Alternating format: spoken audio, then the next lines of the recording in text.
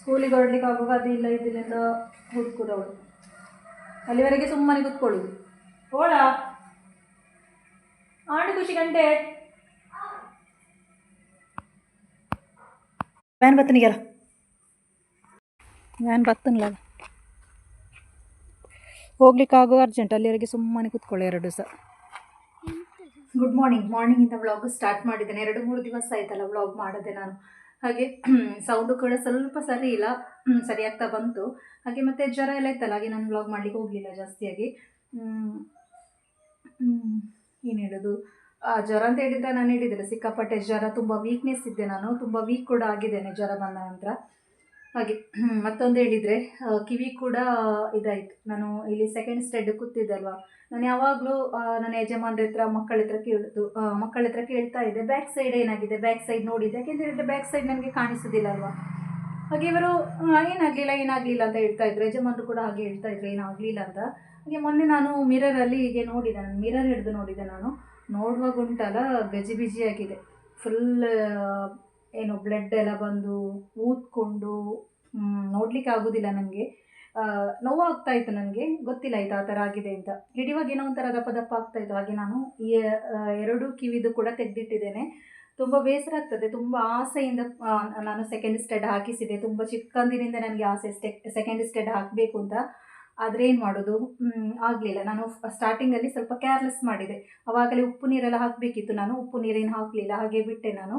ಅದು ಅದರ ಎಡೆಗೆ ಮಕ್ಕಳು ಕೂಡ ಹೇಗೆ ತಲೆಗೆ ಕಿವಿಗೆ ಅವರ ತಲೆಯನ್ನು ತಾಗಿಸ್ತಾ ಇದ್ರು ಒಟ್ಟಿಗೆ ಕೂತ್ಕೊಳ್ಳುವಾಗ ಎಲ್ಲ, ಅದು ಜೋರಾಯಿತು. ಹಾಗೆ ನಾನು ಇದು ತುಳಸಿ ಕಡ್ಡಿ ಹಾಕಿದ್ದೆ, ಆದರೆ ಒಂದು ಇದರದ್ದು ತುಳಸಿ ಕಡ್ಡಿ ಬಿದ್ದೋಯಿತು. ಇವಾಗ ಏನಾಯಿತು ಅಂತ ಹೇಳಿದರೆ ಅದು ಬಂದಾಗಿದೆ, ಹಾಗಾಗಿ ಇನ್ನೂ ಹಾಕ್ಲಿಕ್ಕೆ ಆಗೋದಿಲ್ಲ. ಹಾಗಾಗಿ ತುಂಬ ಬೇಸರ ಕೂಡ ಆಗ್ತಾ ಉಂಟು. ನೋಡುವ, ಎಲ್ಲ ಓಕೆ ಆದ ನಂತರ ಪುನಃ ಒಮ್ಮೆ ಹೋಲ್ಸ್ ಮಾಡುವಂತಿದ್ದೇನೆ. ಸದ್ಯಕ್ಕೆ ನಾನು ಇದುಂಟಲ್ಲ ಇಲ್ಲಿ ನಾನು ಮೂಗಿಗೆ ಹಾಕಿದ್ದೇನೆ ನೋಡಿ, ಇವಾಗ ಫ್ಯಾಷನ್ ಅಲ್ಲ ಈ ಥರದ್ದು. ಹಾಗೆ ಅದು ಮೂಗಲ್ಲಿ ಆದರೂ ಇರಲಿ ಅಂತ ಸಮಾಧಾನಕ್ಕೆ ಹಾಕಿದ್ದೇನೆ. ಒಂದು ನಾನು ತೆಗೆದಿಟ್ಟಿದ್ದೇನೆ, ಎಲ್ಲಿಯಾದರೂ ಬೈ ಚಾನ್ಸ್ ನನಗೆ ಹಾಕಲಿಕ್ಕೆ ಆಗದಿದ್ದರೆ ಖುಷಿಗೆ ನಾನು ಮೂಗು ಕುತ್ತಿಸುವಾಗ ಅದನ್ನು ಹಾಕುವಂತಿದ್ದೇನೆ. ಅದಕ್ಕೆ ಖುಷಿ ಹೇಳ್ತಾ ಇದ್ಲು, ನೀವು ವೀಡಿಯೋಸ್ ಎಲ್ಲ ಮಾಡಿದ್ರಲ್ಲಮ್ಮ, ಹಾಗೆ ನಿಮಗೆ ದೃಷ್ಟಿಯಾಗಿದೆ ಅಂತ. ಗೊತ್ತಿಲ್ಲ ನನಗೆ, ಏನೋ ಒಂದು ದೃಷ್ಟಿ ಅಂತೂ ಬಿದ್ದಿದೆ ಅಂತ ಶುವರ್ ಇದೆ. ಯಾಕೆಂತ ಹೇಳಿದರೆ ಸ್ವಲ್ಪ ದಿವಸದಿಂದ ಆ ಥರ ಫೀಲ್ ಕೂಡ ಆಗ್ತಾ ಉಂಟು ನನಗೆ. ಹಾಗಾಗಿ ನಾನು ಸ್ವಲ್ಪ ಕ್ಯಾಮರಾದಿಂದ ಕೂಡ ಸ್ವಲ್ಪ ದೂರ ಇರಲಿಕ್ಕೆ ಕಾರಣ ಕೂಡ ಇದುವೆಯಾ. ಏನೋ ಒಂಥರ ಒಂದು ಏನು ಹೇಳೋದು, ಏನೋ ಆಗಿದೆ, ಹಾಗೆ ಫೀಲ್ ಆಗ್ತದೆ ನನಗೆ. ಮಾತ್ರ ಈ ಥರ ಇದುಂಟಲ್ಲ, ಈ ಥರ ಇವಾಗ ಫ್ಯಾಷನ್ ಇದು, ಹಾಗಾಗಿ ಫ್ಯಾಷನ್ಸ್ ಆಯಿತು. ನನಗೆ ಬೇಸರ ಆಗೋದು ಬೇಡ ಅಂತ ಅದನ್ನು ಅಲ್ಲಿಗೆ ಹಾಕಿದ್ದೇನೆ. ಇವಾಗ ನಂದು ಮೊದಲಿನ ಮೂಗಿನ ಬೊಟ್ಟುಂಟಲ್ವ, ಅದು ಆ್ಯಕ್ಚುಲಿ ನನ್ನದಲ್ಲ, ಅದು ನನ್ನ ಅಪ್ಪನ ತಂಗಿದು. ನಾನು ಸೆಕೆಂಡ್ ಡೆಲಿವರಿಗೆ ಹೋಗೋ ಟೈಮಲ್ಲಿ ಅವರು ನಮ್ಮ ಕಿವಿದು ಮೂಗಿದು ಯಾವುದು ಕೂಡ ಇಡಲಿಕ್ಕೆ ಬಿಡೋದಿಲ್ಲಲ್ಲ ಸಿಸರಿಯನ್ ಟೈಮಲ್ಲಿ, ಹಾಗೆಲ್ಲ ತೆಗೆದು ನನ್ನ ಗಂಡನ ಕೈಯಲ್ಲಿ ಕೊಟ್ಟಿದ್ದರು. ಕಿವಿದೆಲ್ಲ ಆಲ್ರೆಡಿ ನಾನು ತೆಗೆದಿಟ್ಟಿದ್ದೆ, ಮೂಗಿದೊಂದು ಬಾಕಿ ಇತ್ತು, ಮೂಗಿದು ಏನಾಗಲಿಕ್ಕಿಲ್ಲ ಅಂತ ಹಾಗೆ ತೆಗೆದಿಟ್ಟಿದ್ದೆ ನಾನು. ಅದು ಆಪ್ರೇಷನ್ ಥಿಯೇಟ್ರಿಗೆ ಹೋಗೋ ಮೊದಲು ಹೇಳಿದರು ತೆಗಿಬೇಕು ಅಂತ ಹೇಳಿದರು. ಹಾಗೆ ನಾನು ಅವರ ಕೈಯಲ್ಲಿ ಕೊಟ್ಟೆ ಅಲ್ವಾ. ಹಾಗೆ ಸಿಸರಿಯನ್ನಾಗಿ ಅದರ ನೆಕ್ಸ್ಟ್ ಡೇ ಯಾವಾಗ ರೂಮಿಗೆ ಹಾಕಿದ್ರು ಆವಾಗ ನಾನು ಯಜಮಾನ್ರ ಹತ್ರ ಕೇಳ್ತೇನೆ, ನನ್ನ ಮೂಗಿನ ಬೊಟ್ಟು ಕೊಡಿ ಅಂತ. ನೋಡುವಾಗ ಅವರ ಕೈಯಲ್ಲಿ ಇಲ್ಲ, ಅದು ಮಿಸ್ ಆಗಿ ಹೋಗಿದೆ. ಅದು ಚಿಕ್ಕದಲ್ವಾ, ಎಲ್ಲೋ ಬಿದ್ದೋಗಿದೆ. ಲಾಸ್ಟಿಗೆ ಹೋಲ್ಸ್ ಬಂದಾಗೋದು ಬೇಡ ಅಂತ ಅತ್ತೆ ಏನು ಮಾಡಿದರು, ನನ್ನ ಅಪ್ಪನ ತಂಗಿ ಅವರ ಹತ್ರ ಒಂದು ಹಾಕದ ಸ್ಟೆಡ್ ಇತ್ತು, ಅದನ್ನು ನನಗೆ ಕೊಟ್ಟರು, ಇದನ್ನು ಹಾಕು ಅಂತ. ಹಾಗೆ ಅದರಲ್ಲೇ ಇದ್ದೆ ನಾನು ಇಷ್ಟು ಸಮಯ ಕೂಡ. ಅದು ಇವಾಗ ಏನಾಗ್ತಾ ಇತ್ತು ಅಂತ ಹೇಳಿದರೆ, ಲೂಸ್ ಆಗ್ತದೆ, ಒಳಗಿಂದ ಅಂಡೆ ಲೂಸ್ ಆಗಿ ಅವಾಗವಾಗ ಟೈಟ್ ಮಾಡೋದು. ಒಮ್ಮೊಮ್ಮೆ ನನಗಾಗೋದು ಉಸಿರು ತೆಗೆಯುವಾಗ ಸೀದಾ ಮೇಲೆ ಹೋದರೆ ನಾನು ಕೂಡ ಗೊಟಕ್ಕಂತ ಮೇಲೆಗೆ ಹೋಗ್ಬೋದು, ಅದು ಚೇಂಜ್ ಮಾಡಬೇಕು ಅಂತ ಮನಸ್ಸಲ್ಲಿ ಇತ್ತು ನನಗೆ. ಹಾಗೆ ಇವಾಗ ಅದನ್ನು ತೆಗೆದು ಇದನ್ನು ಹಾಕಿಟ್ಟಿದ್ದೇನೆ. ಮನೆ ಲಾಸ್ಟ್ ಬಿಗ್ ಬಾಸಲ್ಲಿ ನಾನು ನೋಡಿದ್ದೆ, ರಕ್ಷಿತಾ ಶೆಟ್ಟಿಗೆ ಅಶ್ವಿನಿ ಗೌಡ ಅವರು ಆವಾಜ್ ಆಗ್ತಾರಲ್ವಾ, ನಿನ್ನಂಥ ಯೂಟ್ಯೂಬ್ ನಾನು ಎಷ್ಟು ಸಹ ಓಪನ್ ಮಾಡ್ಬೋದು, ಹಾಗೆ ನನ್ನ ಹಾಗೆ 100 ಫಿಲ್ಮು ಮಾಡಿ ತೋರಿಸು ಅಂತ. ನನಗೇನೋ ಅದು ತುಂಬಾ ಸಿಟ್ಟು ಬಂತು ಆ ಟೈಮಲ್ಲಿ, ಆ ಥರ ಮಾತನಾಡಿದ್ದು ನನಗಂತೂ ಇಷ್ಟ ಆಗಲಿಲ್ಲ. ನಿಮಗೆ ಹೇಗೆ ಅನಿಸಿತು ಅಂತ ನೋಡುವರಿದ್ದರೆ ಕಮೆಂಟ್ ಮಾಡಿ. ಯಾರನ್ನು ಕೂಡ ಆ ಥರ ಮಾತಾಡಬಾರ್ದಲ್ಲ, ಎಲ್ಲ ಕೂಡ ಅವರವರ ಟ್ಯಾಲೆಂಟ್.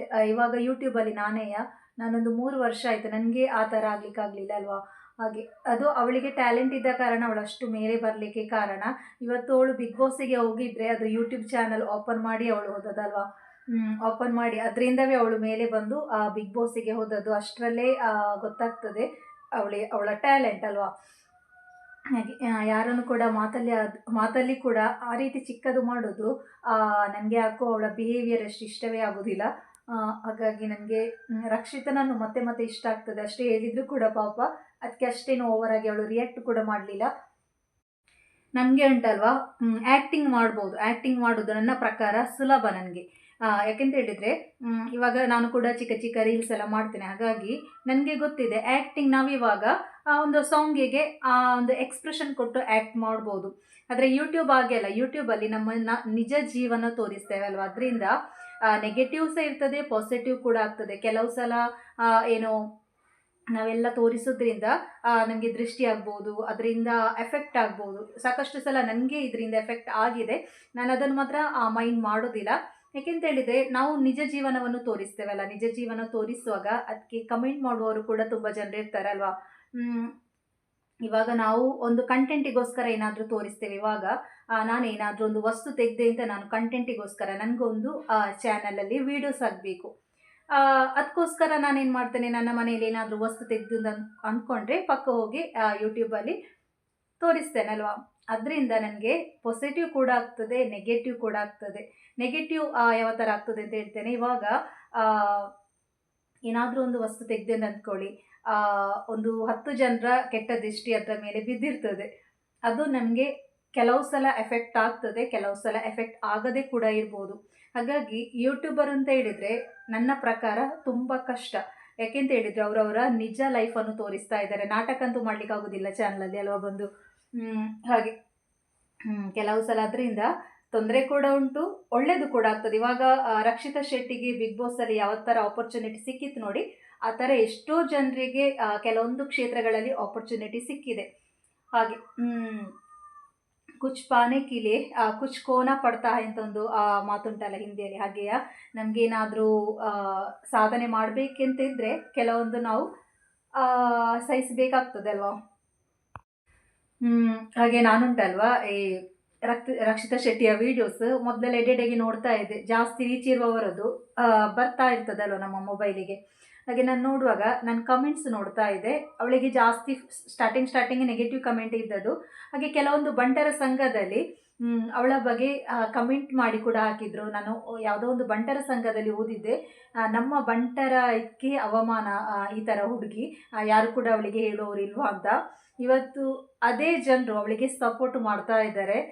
ಇಷ್ಟೇ ಜೀವನ ನೋಡಿ. ಯಾವ ಟೈಮಲ್ಲಿ ಕೂಡ ಯಾರ ಮೇಲಿದ್ದ ಒಪಿನಿಯನ್ ಕೂಡ ಚೇಂಜ್ ಆಗ್ಬೋದಲ್ವಾ. ಯಾವಾಗಲೂ ಒಂದೇ ಥರ ಒಪಿನಿಯನ್ ಇರೋದಿಲ್ಲ ಒಬ್ಬರ ಮೇಲೆ. ಹೋಗ್ತಾ ಹೋಗ್ತಾ ಅದು ಚೇಂಜ್ ಆಗಿ ಇವಾಗ ಕೆಟ್ಟದು ಒಬ್ಬರ ಮೇಲೆ ಒಪಿನಿಯನ್ ಇದ್ದರೆ ಅದು ಒಳ್ಳೆಯದಾಗಲಿಕ್ಕೆ ಅದಕ್ಕೆ ಕ್ಷಣಗಣನೆ ಸಾಕಲ್ವಾ. ಅದಕ್ಕೆ ರಕ್ಷಿತಾ ಶೆಟ್ಟಿಯ ಉದಾಹರಣೆ ಅಲ್ವಾ. ಹಾಗೆ ಈ ವ್ಲಾಗ ನಾನು ಇಲ್ಲಿಗೆ ಎಂಡ್ ಮಾಡ್ತಾ ಇದ್ದೇನೆ. ಇನ್ನು ಅಡಿಗೆ ಕೆಲಸ ಆಗಬೇಕು. ಮೀನಿನವರನ್ನು ಕಾದು ಕಾಣುವುದಿಲ್ಲ. ಮೀನು ಬಂದರೆ ತೆಗಿಬೇಕು ಅಂತಿದ್ದೇನೆ. ಹಾಗೆ ಇಷ್ಟ ಆದರೆ ದಯವಿಟ್ಟು ಒಂದು ಲೈಕ್ ಮಾಡಿ. ಮುಂದಿನ ವ್ಲಾಗಿನ ಜೊತೆಗೆ ಸಿಗ್ತಾ ಇದ್ದೇನೆ. Thank you.